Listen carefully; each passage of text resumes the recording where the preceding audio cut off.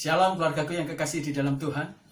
Anugerah Tuhan terus-menerus akan mengerjakan kepada kita semuanya sesuatu yang membawa kita semuanya bertumbuh di dalam iman, di dalam rohani, sampai pada akhirnya kita menjadi pribadi yang bisa menghasilkan buah dan menyenangkan hati Bapa. Sebelum kita mendengarkan kebenaran firman Tuhan, mari kita berdoa. Bapa di dalam surga, kami berterima kasih karena Engkau terus memelihara kami dalam segala pernak-pernik kehidupan kami yang hari-hari ini terasa begitu sangat sulit karena COVID-19 dengan segala imbas yang buruk. Tapi kami berterima kasih Engkau masih memberikan kami anugerah kekuatan kesehatan yang prima, luar biasa. Itu menjadi sesuatu yang dapat kami syukuri. Tuhan, terima kasih.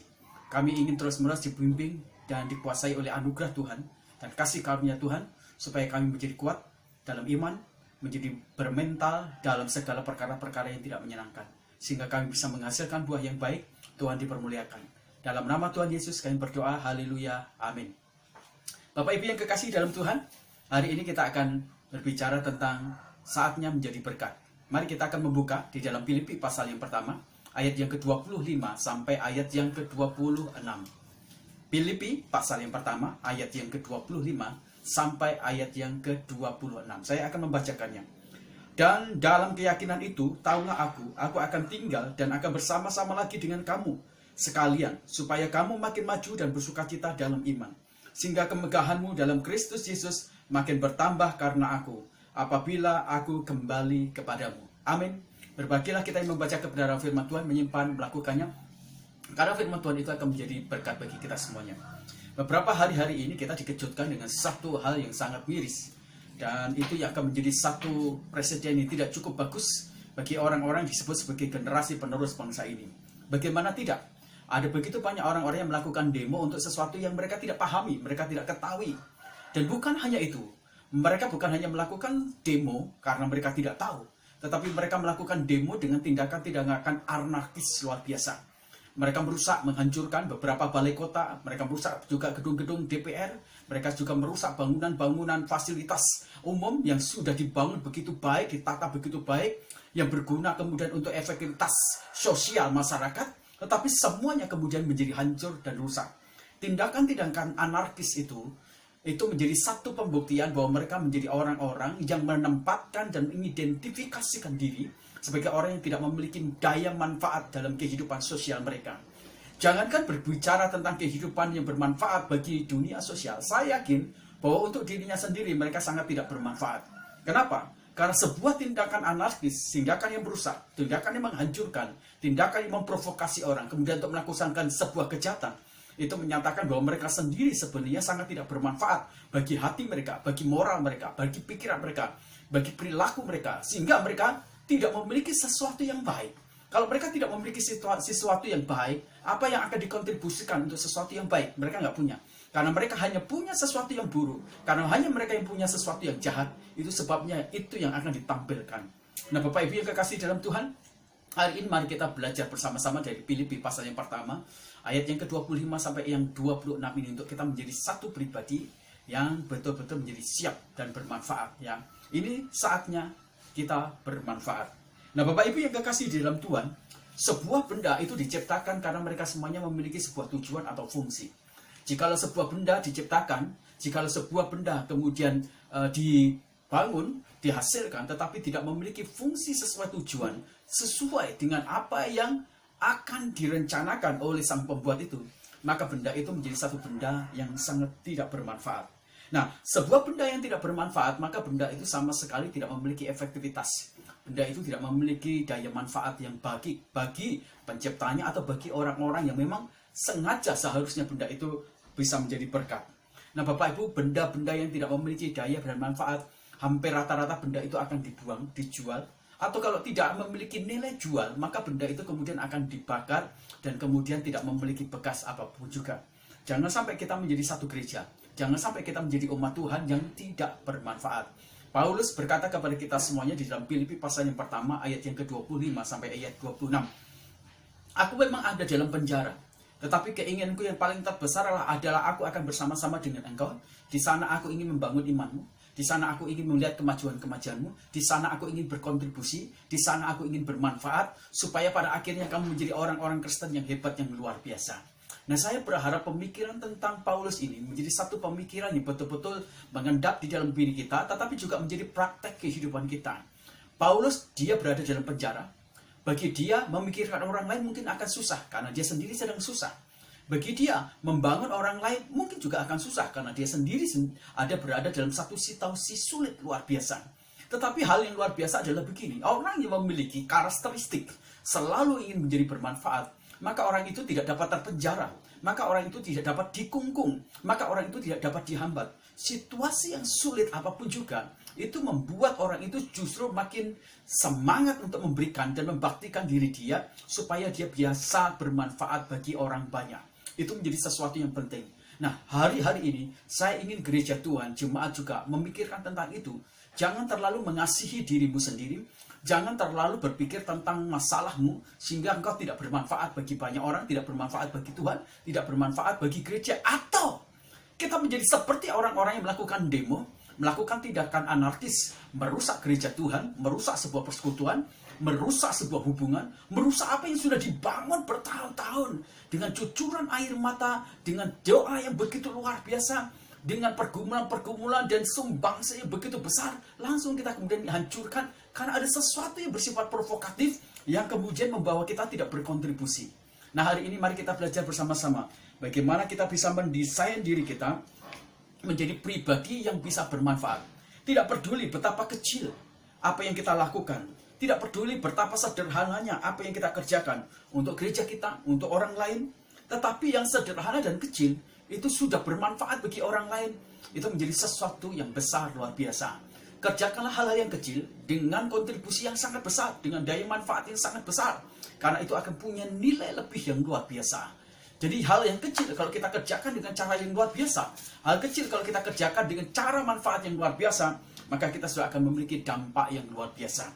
Saya ingat beberapa cerita-cerita di dalam Alkitab bagaimana orang-orang menjadi bermanfaat di dalam hidupnya. Misalnya Bapak Ibu Besaliel, dia begitu bermanfaat bagi pekerjaan Tuhan untuk membangun berkaitan dengan kemah tabernakel. Beberapa benda-benda dibangun oleh Besaliel dengan beberapa temannya. Salomo, dia berkontribusi untuk membangun bait Allah yang pertama. Bagaimana dia bisa membangun bait suci, dan itu menjadi satu bait suci yang megah luar biasa.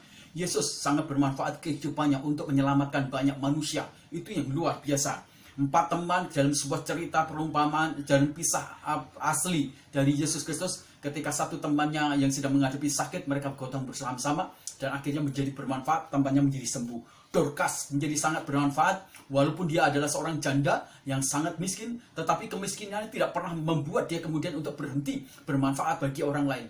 Dia lakukan begitu banyak cara sehingga banyak orang yang diberkati oleh kehidupannya yang sangat bermanfaat itu semuanya.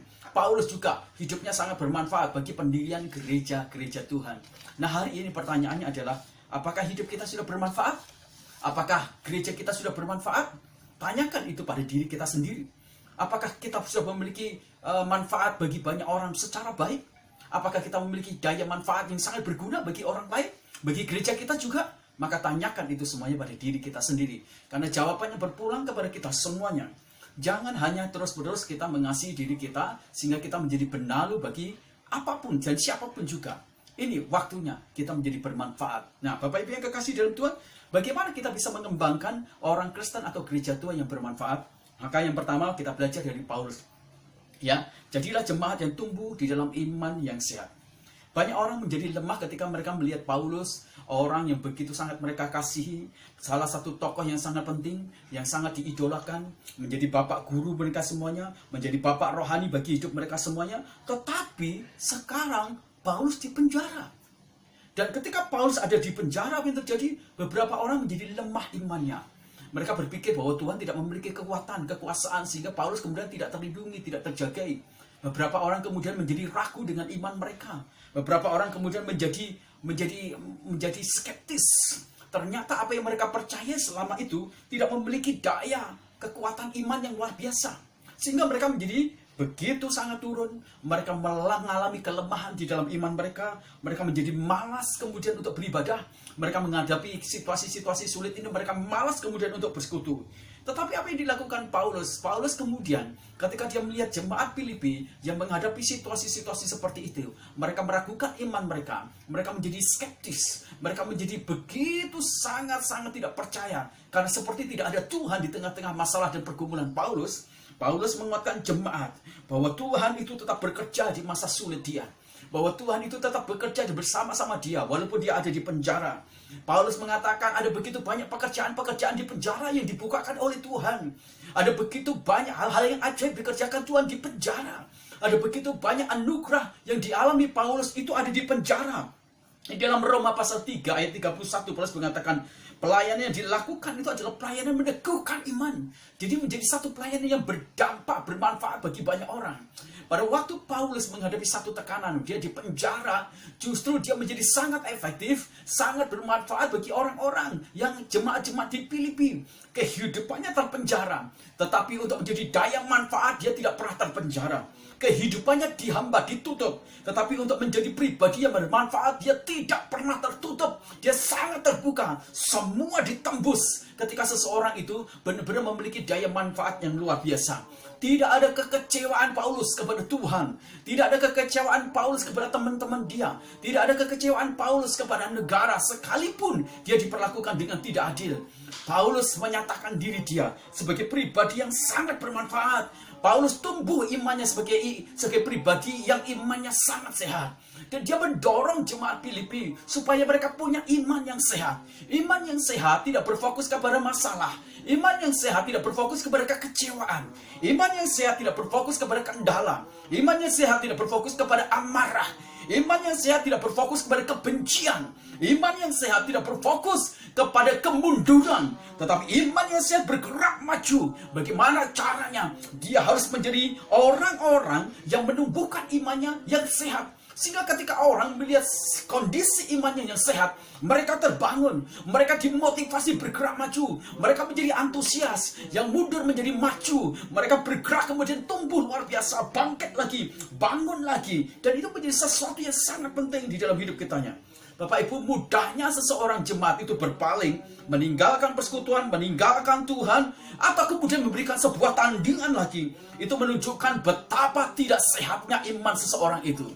Jadi ketika kita makin hari makin mundur, ketika kita makin hari makin kecewa, kita dikuasai oleh amarah, kita dikuasai oleh perasaan kebencian, kita ingin membuktikan bahwa saya bisa menjadi tandingan, bahwa saya bisa melakukan segala sesuatu, maka itu menunjukkan betapa tidak sehatnya iman kita, betapa kita sedang sakit di dalam iman kita semuanya. Paulus menghimbau kepada jemaat-jemaat Filipi, tumbuhlah imanmu secara sehat. Nggak peduli aku ada di dalam penjara, tetapi itu bukan sebuah bukti bahwa Allah itu tidak memelihara aku. Justru di dalam penjara itu Allah bekerja dahsyat, Allah bekerja hebat, Allah menyatakan keajaibannya, Allah menyatakan pembelaannya, Allah menyatakan kehadirannya, Allah memberikan pelayanan-pelayanan besar di dalam penjara. Ada begitu banyak orang-orang yang dalam penjara akhirnya menjadi percaya kepada Tuhan Yesus. Nah Bapak Ibu, bukan hanya itu. Kalau Tuhan memampukan Paulus berada dan sanggup menanggung beban berat, itu karena iman dia kepada Kristus yang sehat itu menunjukkan tentang kualitas, keyakinan bahwa Allah tidak akan tinggalkan dia, keyakinan bahwa Allah bela dia, keyakinan bahwa Allah sungguh-sungguh sangat berdaulat atas hidup Paulus dan situasi yang dihadapi oleh Paulus. Maka jemaat yang kekasih di dalam Tuhan, dalam segala situasi yang sangat terpuruk, jadilah orang yang bermanfaat dengan cara apa? Tumbuhlah imanmu yang sehat. Kalau imanmu tidak sehat, berarti imanmu sedang punya penyakit. Kalau imanmu sudah punya penyakit, itu akan menulari banyak orang, bikin orang sakit. Nah, kalau kita bikin orang sakit, apa yang terjadi? Maka orang juga kemudian akan menjadi lemah, bisa juga mati imannya. COVID-19 ini menyebabkan beberapa orang terkontaminasi oleh sakit. Dan apa yang terjadi? Ada begitu banyak orang kemudian menjadi mati karena kena COVID-19. Ketika COVID itu masuk di dalam hidup seseorang, itu tandanya bahwa paru-paru seseorang, kesehatan seseorang itu terganggu. Kalau kesehatan seseorang itu terganggu, kalau dia sakit COVID, dia bisa tulari. Dan kalau dia sudah tulari, dia tidak bermanfaat. Dia hanya menjadikan orang lain itu menjadi sakit dalam hidupnya. Itu sebabnya mari kita menjadi orang Kristen yang sangat sehat iman kita. Kalau imanmu sehat, maka kamu bisa menolong orang lain, menumbuhkan orang lain, menyembuhkan orang lain, membangkitkan orang lain, sehingga kondisi mereka makin hari makin kuat luar biasa. Di dalam Roma pasal keempat, 19 ayat 20 dikatakan, iman Abraham menjadi kuat justru dalam kondisi fisiknya makin tua. Tidak ada dasar dia punya iman, tidak ada dasar dia beriman untuk memiliki anak. Tetapi ternyata dia makin hari makin kuat imannya di masa tuanya. Nah, Bapak Ibu yang kekasih dalam Tuhan, itu menjadi sesuatu yang penting. Paulus berkata di dalam Roma pasal 10 ayat 8, itulah firman yang aku beritakan. Firman apa? Firmannya membuat iman kita sehat. Kalau imanmu sehat, rohmu sehat, hatimu sehat, pikiranmu sehat, perbendaharaan katamu sehat, maka perilakumu juga akan sehat luar biasa. Saya ingin kita semuanya menjadi orang-orang Kristen yang tumbuh imannya, yang tumbuh kemudian anugerah dari Kristus Yesus menyehatkan iman kita semuanya. Banyak orang pindah dari iman mereka. Kenapa? Karena imannya tidak sehat. Banyak orang juga pindah di gereja, pindah menjadi kutu loncat, satu kutu loncat yang lain. Kenapa? Imannya nggak sehat. Kalau imannya sehat, dia tidak akan tersakiti, dia tidak akan sakit. Iman yang sakit itu yang menyebabkan orang dengan mudahnya dia pindah ke gereja lain. Orang yang imannya tidak sehat, itu berarti sudah langsung rohmu juga sakit, pikiranmu juga sakit, hatimu juga sakit, kemudian telingamu juga sakit, seluruh bagian dari anggota tubuhmu juga sakit. Kalau kamu sakit, ya sudah, kamu tidak akan memiliki kekuatan ketika menghadapi pergumulan, ketika menghadapi sesuatu yang sangat keras, ketika menghadapi suara-suara yang sombong, karena kamu sakit imanmu, kamu gak kuat. Paulus berkata, tidak demikian dengan aku. Imanku sangat sehat. Karena imanku sangat sehat, maka apapun yang terjadi dalam hidupku, sekalipun itu sesuatu yang buruk, itu sesuatu yang tidak baik, tetapi karena imanku sehat, semuanya jadi baik-baik biasa. Aku sanggup menanggung itu semuanya. Tidak ada sesuatu yang buruk, tidak ada sesuatu yang negatif yang terjadi dalam hidupku. Kenapa? Karena iman yang sehat akan membuat orang Kristen itu berdiri teguh atas masalah. Imannya sehat membuat orang Kristen berdiri teguh di atas perlakuan-perlakuan yang tidak baik. Iman yang sehat akan membuat orang Kristen berdiri di atas fitnah-fitnah yang diterbangkan dalam hidup dia. Iman yang sehat membuat orang Kristen tidak terjangkit dengan amarah dan kekecewaan. Kenapa? Karena itu adalah bagian yang sangat penting yang sedang dimiliki, dibagikan oleh Paulus. Kenapa? Karena iman Paulus adalah iman yang sehat. Dia sanggup menghadapi derita, aniaya, penderitaan, walaupun dia sendirian di dalam penjara. Tidak ada sesuatu pun yang negatif, tidak ada kekecewaan, tidak ada amarah, baik itu kepada Tuhan, baik itu kepada teman-teman, mungkin juga kepada jemaat-jemaat yang tidak mengunjunginya. Tetapi Paulus tetap memiliki iman yang sehat. Itu menjadi sesuatu yang sangat penting. Yang kedua, Bapak Ibu yang kekasih di dalam Tuhan, bagaimana kita sehari-hari ini harus menjadi satu pribadi yang bermanfaat. Yang kedua adalah, jadikanlah diri kita menjadi jemaat yang diwarnai dengan sukacita sejati. Kehidupan jemaat menjadi kehidupan yang diwarnai dengan sukacita yang sejati. Itu menjadi sesuatu yang sangat penting. Bapak Ibu yang kekasih di dalam Tuhan, Paulus dan murid-muridnya menjadi sedih karena kehilangan Paulus yang bersama-sama dengan mereka. Mereka melihat kemalangan Paulus, mereka menjadi sedih, mereka menjadi putus asa, mereka jadi beradang, mereka menjadi seperti tidak memiliki semangat. Mereka larut di dalam kesedihan, mereka kehilangan sukacita sejati di dalam Kristus Yesus. Mereka sedih karena justru menjadi Kristen ternyata hambatannya begitu banyak, tantangannya banyak, penderitaannya banyak, masalah datang bertubi-tubi. Tapi Paulus menegaskan kepada jemaat-jemaat Filipi, jangan begitu. Masalah-masalah yang banyak itu semuanya harusnya tidak menggerus sukacitamu, tidak menghilangkan sukacitamu. Karena sukacita kita sejati tidak didasarkan kepada faktual yang di sekitar kita, entah itu baik, entah tidak baik. Sukacita kita itu bersumber dari Kristus Tuhan kita.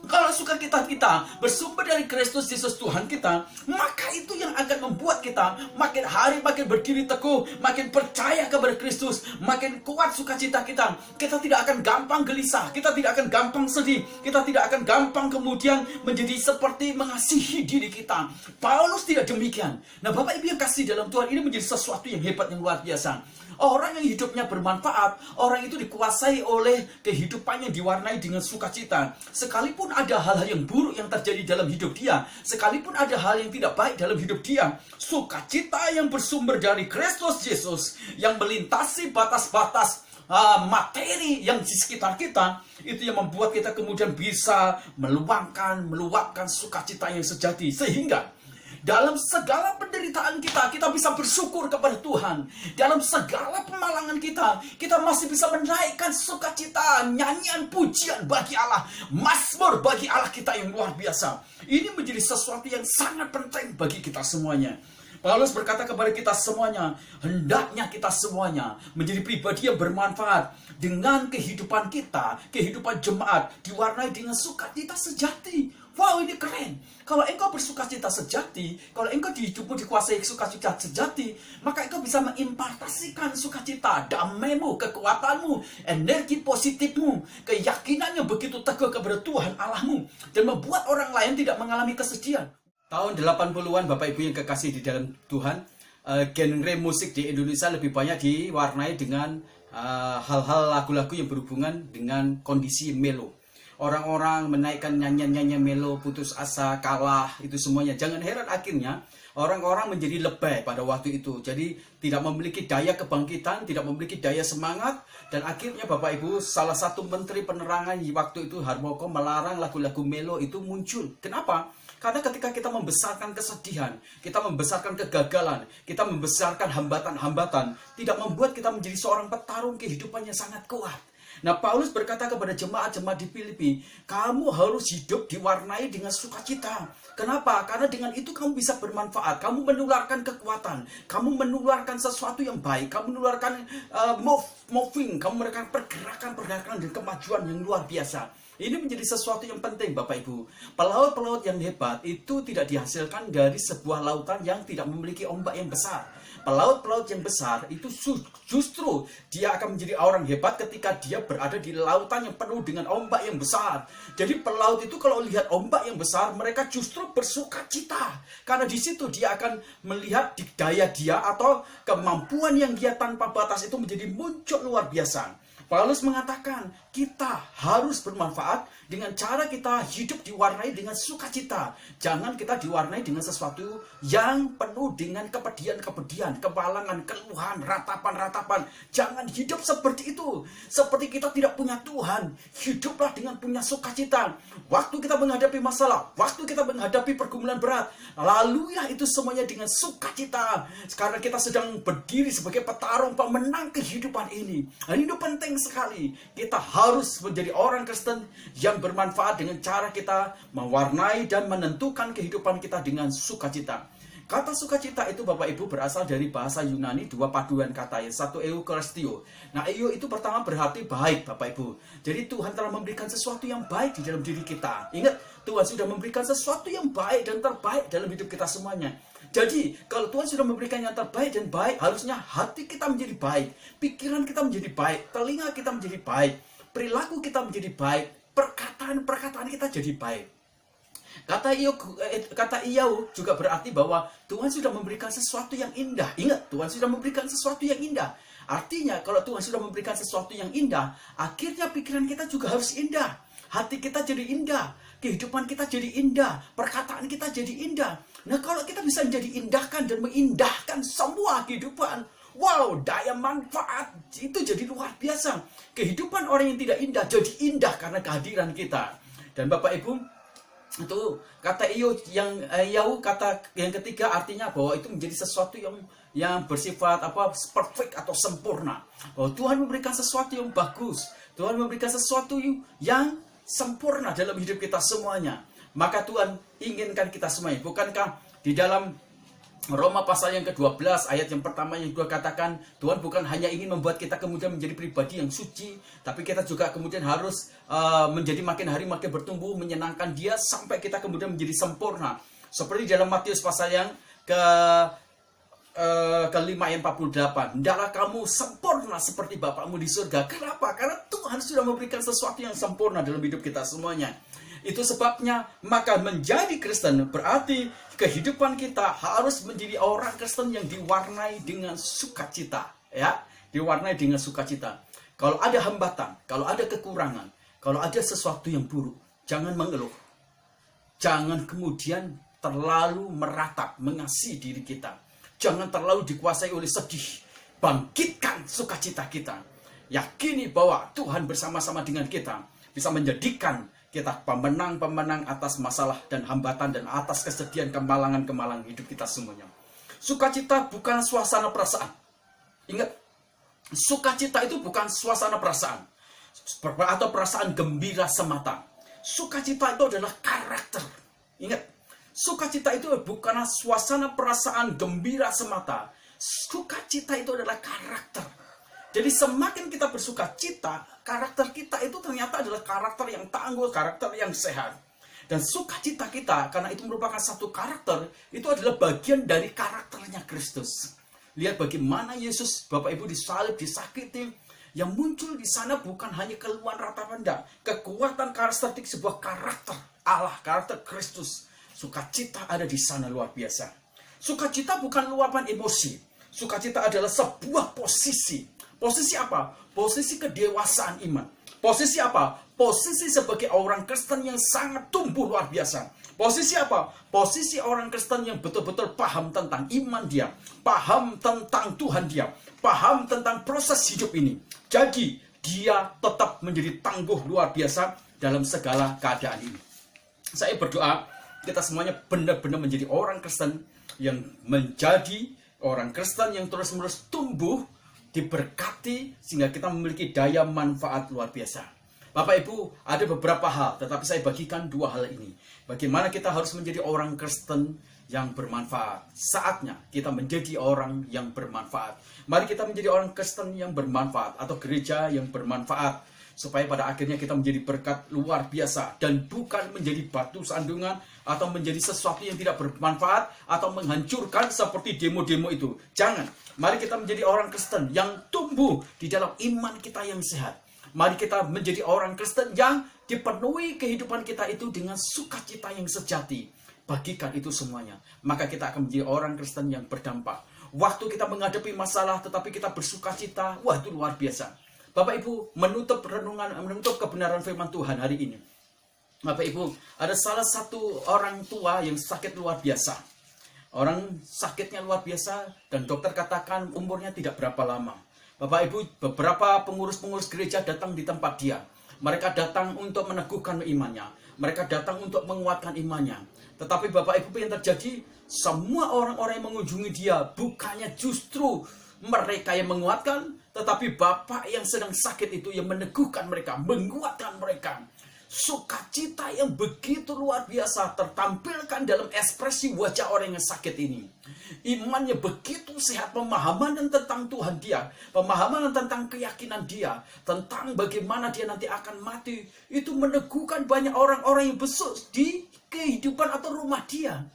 Bukan orang-orang yang meneguhkan, menguatkan yang besar itu, tetapi orang yang sakit ini justru yang membuat kemudian dia dikuatkan, diteguhkan. Sakit dan kondisi yang sangat terburuk, justru itu menjadi sesuatu kesempatan untuk Bapak ini menjadi bermanfaat luar biasa, meneguhkan, menguatkan orang-orang, sehingga mereka makin tumbuh imannya kepada Yesus. Kiranya kebenaran firman ini terus meneguhkan kita, membuat kita menjadi orang-orang Kristen yang tumbuh kuat luar biasa. Ini waktunya kita menjadi orang Kristen yang tidak gampang mengeluh. Ini waktunya bagi kita menjadi orang-orang Kristen yang tidak gampang kecewa. Ini waktunya menjadi orang-orang Kristen yang tidak gampang dikuasai oleh emosi dan amarah. Ini waktunya menjadi orang-orang Kristen yang berdiri setia. Setia apa? Bermanfaat bagi gerejamu, bermanfaat bagi teman-teman persekutuanmu, bermanfaat bagi keluargamu, bermanfaat bagi bangsa dan negara. Jangan mencontoh orang-orang yang melakukan demo secara anarkis yang merusak, menghancurkan apa yang sudah dibangun begitu lama. Dan kehancuran itu ternyata juga merugikan dia. Ingat baik-baik, ketika kita menjadi orang Kristen yang bermanfaat, maka itu menyatakan betapa sangat bergunanya hidup kita, betapa sangat berartinya hidup kita. Dan saya yakin ketika hidup kita sangat berarti, berguna, maka kita pasti akan menjadi puas, karena kita bisa menjadi satu benda yang diciptakan Allah sesuai dengan tujuannya Allah. Tuhan memberkati kita semuanya. Amin. Mari kita berdoa. Bapa di dalam surga, kami berterima kasih untuk kebenaran firman Tuhan ini, meneguhkan, menguatkan kami sekali lagi, supaya kami makin hari makin terus-menerus menjadi orang-orang Kristen yang bermanfaat. Tuhan, kami berdoa untuk kondisi bangsa dan negara kami yang hari-hari ini begitu mengalami masalah-masalah yang sangat berat. Ada begitu banyak orang-orang jahat di belakang kondisi-kondisi situasi yang sangat profan atau sangat tidak bagus ini, Tuhan, yang memunculkan tindakan-tindakan anarkis. Kami berdoa Bapa dalam surga, setiap orang-orang yang merancangkan rancangan jahat ini, Tuhan, Engkau buka semua, Tuhan, hal-hal yang jahat itu semuanya. Terang-Mu, Tuhan, akan menghilangkan kegelapan. Dan kami tahu juga terang-Mu akan menelanjangi kegelapan. Kami berdoa, Tuhan, setiap orang-orang yang berencana, yang hari-hari ini menggerakkan orang untuk melakukan tindakan anarkis, Tuhan, bukakan itu semuanya, supaya mereka semuanya, Tuhan, benar-benar menjadi orang yang harus bertanggung jawab terhadap kondisi Indonesia yang hari-hari ini menghadapi tekanan-tekanan yang begitu berat. Tuhan memberkati keamanan bangsa dan negara kami. Kami berdoa untuk TNI, kami berdoa untuk Polri, supaya mereka semuanya bisa melakukan tindakan-tindakan tegas untuk melindungi bangsa dan negara dan rakyat Indonesia, melindungi fasilitas-fasilitas yang sudah dibangun, melindungi begitu banyak, Tuhan, hal-hal yang menunjang kehidupan bagi bangsa negara kami. Tuhan, Engkau berkati pemimpin-pemimpin TNI dan Polri, Tuhan. Tuhan memberkati juga, Tuhan, jajaran kementerian DPR dan MPR, supaya mereka semuanya bersinergi dan bersatu, memikirkan bukan kepentingan-kepentingan golongan, bukan kepentingan-kepentingan lembaga mereka atau kepentingan-kepentingan partai, tapi memikirkan tentang kepentingan bangsa dan negara ini. Tuhan berkati mereka supaya mereka bisa bersinergis. Tuhan memberkati Presiden kami Jokowi, supaya Tuhan memberikan hikmat marifat untuk, Tuhan, menghadapi masalah-masalah ini, diberikan hikmat, diberikan takut akan Tuhan, diberikan otoritas dari Tuhan, pengurapan Allah yang luar biasa, sehingga dia bisa menaklukkan dan menyelesaikan setiap masalah-masalah ini. Tuhan, Engkau berkati. Tak henti-hentinya kami berdoa untuk COVID-19 ini, Tuhan. Kami berdoa untuk para dokter yang sedang menangani, para suster, para perawat, Tuhan, Engkau berkati supaya, Tuhan, akhirnya COVID-19 ini bisa diatasi. Terima kasih untuk antivirus yang sudah ditemukan. Tuhan, kami berdoa supaya tidak ada efek samping apapun juga ketika dibagikan atau disuntikan kepada beberapa orang. Tuhan memberkati juga. Tuhan memberkati ekonomi di Indonesia ini. Pabrik-pabrik, kami berdoa, Tuhan, yang sedang menghadapi masalah-masalah berat berkaitan dengan masalah-masalah transisi yang begitu hebat, luar biasa, masalah-masalah COVID yang membuat penurunan produksi pada mereka semuanya. Tuhan, Engkau campur tangan. Mungkin juga imbas dari, Tuhan, demo-demo anarkis sehingga merusak beberapa pabrik. Kami berdoa semua pengusaha-pengusaha, Tuhan, berkati hikmat marifat, berkati dengan kebaikan, berkati dengan kasih karunia, supaya mereka tidak patah semangat, supaya mereka tidak menjadi kecewa, tetapi supaya mereka dipenuhi lagi dengan sebuah visi besar untuk menjadi saluran berkat bagi banyak orang. Tuhan memberkati. Kami berdoa, Tuhan, untuk modal mereka semuanya, berdoa juga untuk kemajuan pabrik mereka, operasional pabrik mereka, transaksi jual beli bisa berjalan dengan baik. Tuhan, Engkau campur tangan. Memberkati saudara-saudara kami yang ter-PHK, Tuhan, Engkau campur tangan, Engkau berkati, supaya mereka semuanya bisa mendapatkan berkat-berkat yang luar biasa. Memberkati juga, Tuhan, secara khusus untuk kota kami. Berkati, Tuhan, ekonomi di kota kami. Berkati juga, Tuhan, untuk baik itu agrowisata, agrobisnis, baik itu niaga, baik itu pertanian, perikanan, perkebunan, peternakan. Tuhan, Engkau campur tangan, Engkau memberkati. Tuhan memberkati juga kondisi COVID di wilayah Cipanas. Ya Tuhan, Engkau campur tangan, buat kota kami terus-menerus menjadi kota yang zonanya hijau, sehingga pada akhirnya kota kami menjadi kota yang aman dan nyaman, Tuhan, untuk berbisnis, untuk melakukan transaksi jual beli. Berkati kota kami supaya kami semuanya bisa menjaga protokol kesehatan dengan disiplin yang sangat tinggi, sehingga kota kami menjadi kota yang betul-betul aman, Tuhan. Memberkati juga pemerintahan di kota kami, baik itu bupati, baik itu camat, baik itu kepala desa, kelurah, baik itu RW, RT. Tuhan, Engkau campur tangan, Engkau memberkati. Berkati gereja kami, Tuhan. Tuhan, kami rindu, kami memiliki sebidang tanah yang dapat kami bangun sebagai gedung untuk kami bisa berkumpul, bersekutu, beribadah bersama-sama. Tuhan, kami tahu bahwa Engkau adalah supplier kami, Engkau yang menyediakan, Engkau Allah yang terus mensponsori pelayanan kami dan kehidupan gereja kami. Kami percaya dan kami bersandar kepada Tuhan. Terima kasih, Tuhan. Engkau memberkati pertumbuhan iman, pertumbuhan rohani, pertumbuhan karakter jemaat kami. Berkati mereka semuanya supaya mereka tidak menjadi jemaat yang biasa-biasa, tapi menjadi jemaat yang bergerak, berkembang secara ajaib luar biasa, sehingga mereka menjadi orang Kristen yang dewasa dalam pikiran, dalam iman, dalam rohani, dalam perilaku, dalam tutur kata mereka semuanya, sehingga hidup mereka menjadi bermanfaat dan menjadi berkat luar biasa. Berkati kerinduan gereja kami juga, Tuhan, untuk menjadi saluran berkat. Tuhan, terima kasih. Terima kasih Kau percayakan untuk gereja kami terus-menerus bisa menjadi sumbangsih, memberikan sumbangsih di bidang-bidang sembako untuk menjadi saluran berkat bagi banyak orang. Tuhan, terima kasih. Berkati juga jemaat-jemaat kami yang memiliki pabrik, Tuhan Engkau campur tangan berkati. Yang memiliki usaha-usaha juga Tuhan, di bidang niaga, Tuhan Engkau campur tangan, Engkau berkati. Berkati keluarga-keluarga kami juga yang sedang menghadapi Tuhan masalah-masalah yang berkaitan dengan pergumulan berat mereka. Tuhan Engkau campur tangan. Berkati Oma Winda yang sakit, Engkau jamah, Engkau sembuhkan. Berkati Ciana juga yang sakit, Engkau jamah, Engkau sembuhkan secara ajaib luar biasa. Berkati saudara-saudara kami Tuhan yang sakit yang lain tidak kami sebutkan. Terima kasih. Hari-hari ini saudara-saudara kami yang berulang tahun, tangan Tuhan memberkati mereka semuanya. Damai sejahtera dari Allah menyertai mereka semuanya. Terima kasih ya Tuhan, kami mengucap syukur. Akhirnya keluargaku yang kekasih dalam Tuhan, angkat kedua tanganmu dan terimalah berkat Tuhan. Kasih sayang dari Allah Bapa kita lewat anaknya Tuhan Yesus Kristus yang telah mati dan menebus dosa kita dan kutuk kita. Serta persekutuan dengan Roh Kudus yang menguduskan kita dari hari ke hari. Sehingga kita tak bercacat celah di hadapan Bapa di surga. Itulah sebabnya Tuhan memberkati keluargamu, suamimu, istrimu dan anak-anakmu. Dan semua orang yang tinggal dalam keluargamu diberkati karena Engkau. Tuhan memberkati usahamu, apa saja yang dikerjakan oleh kedua tanganmu. Tangan Tuhan memberkatinya. Tuhan memberkati juga kesehatanmu, masa depanmu. Keluar masukmu, engkau hanya bisa menemukan pintu berkat Tuhan saja. Damai sejahtera dari Allah Bapa menyertai kita mulai hari ini sampai selama-lamanya. Dalam nama Tuhan Yesus Kristus kami berdoa. Haleluya. Amin. Tuhan Yesus memberkati kita semuanya. Selalu teguh di dalam iman kita. Dan jangan berpaling dalam iman kita. Karena ada upah besar yang menanti kita. Tuhan memberkati kita semuanya.